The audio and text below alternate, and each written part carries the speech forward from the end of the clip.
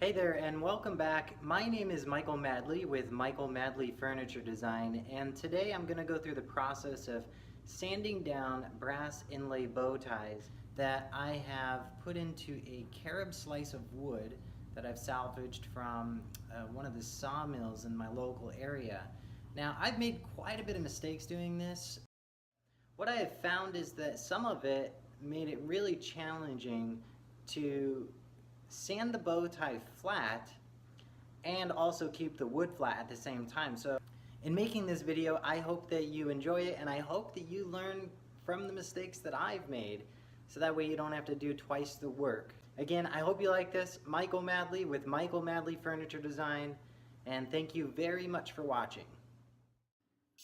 Once I inlaid the bow ties into the carob slice of wood, I tried to go through my process of sanding so it's ready for finishing. And what I did is I made a few mistakes.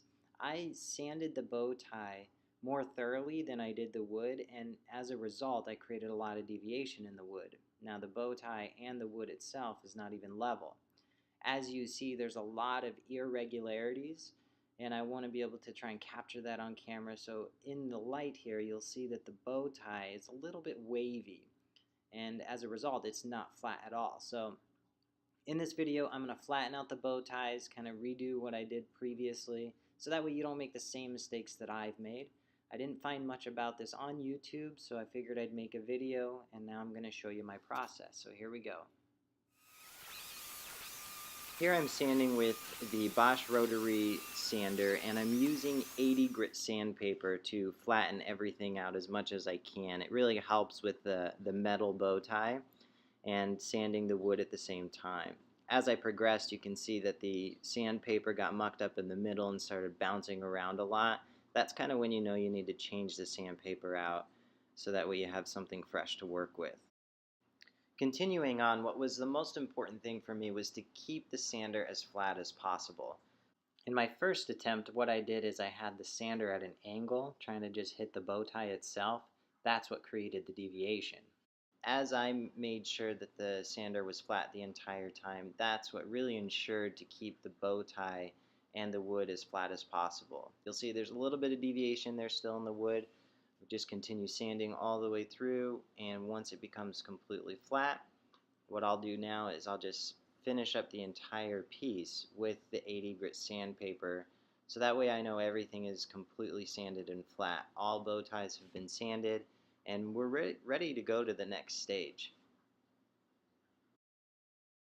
Now that the entire piece has been sanded down to 80 grit sandpaper, I take a pencil to mark the entire surface in order to identify how much sanding I need to do in between each set, or each grit. I use the Gem Industries 11-inch orbital sander. This thing is amazing. If you've never used it, I highly recommend getting one. It'll make your sanding go by so much quicker, and the results are absolutely amazing. I start with 120 grit sandpaper. I sand off all the pencil lines, and then I change to 150 grit sandpaper, sand off all the pencil lines. Then I change to 220 grit sandpaper, sand off all the pencil lines, and then I actually transition into microns. So I use 150 microns. Now this time I use 2 pencil lines with the 150 microns. Once I've sanded those off, then I change to 100 microns, sand off 2 pencil lines. Then I go into, finally, 30 microns, sand off 2 pencil lines, and now I have a finished piece that's ready for finishing. I hope that you found this video insightful and that it helps you improve the sanding techniques that you utilize to finish any kind of project that you do. There you have it.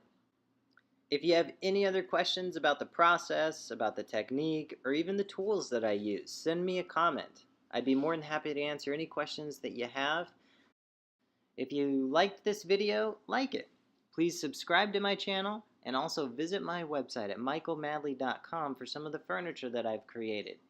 Stay tuned for future videos and more posts, and until next time.